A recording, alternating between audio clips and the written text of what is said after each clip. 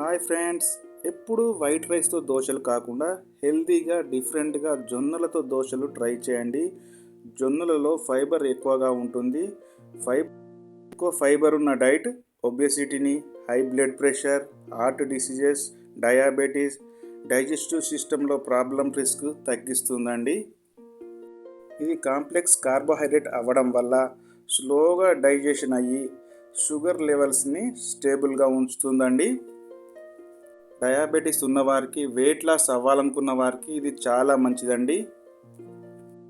జొన్న దోశలు ఎలా తయారు చేయాలో చెప్తానండి. దీనికి గాను నేను 2 గ్లాసుల జొన్నలు తీసుకున్నానండి. 1 గ్లాసు మినపగుండ్లు తీసుకున్నాను.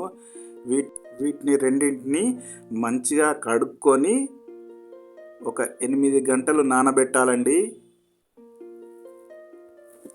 8 గంటలు నానిన తర్వాత మేమైతే వెట్ గ్రైండర్లో వేసి మంచిగా గ్రైండ్ చేసుకున్నామండి, చాలా మెత్తగా.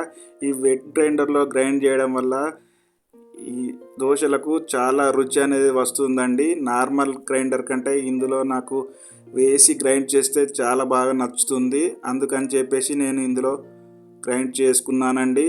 చాలా మెత్తగా గ్రైండ్ అయిపోయింది. దీన్ని మనం బౌల్లోకి తీసుకొని నైట్ అంతా పక్కన పెట్టాలండి. బాగా ఫార్మేట్ అవుతుంది.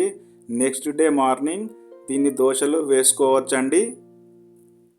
ఈ దోశలను పల్లి చట్నీతో కానీ ఆలు కర్రీతో కానీ తింటే చాలా బాగుంటుందండి. తప్పకుండా ట్రై చేసి చూడండి. చాలా టేస్టీ అండ్ హెల్తీ ఫుడ్ అండి. ఈ దోశలు కనుక మీకు నచ్చినట్లయితే మా ఛానల్ను సబ్స్క్రైబ్ చేసుకొని మీ మిత్రులకు షేర్ చేసి ఒక లైక్ అయితే కొట్టండి ఫ్రెండ్. నా ఛానల్ను సబ్స్క్రైబ్ చేసుకొని నాకు సహకరిస్తున్న మీకందరికీ ఆ వెంకటేశ్వర స్వామి కృపా కటాక్షం కలగాలని కోరుకుంటున్నాను. Thank you.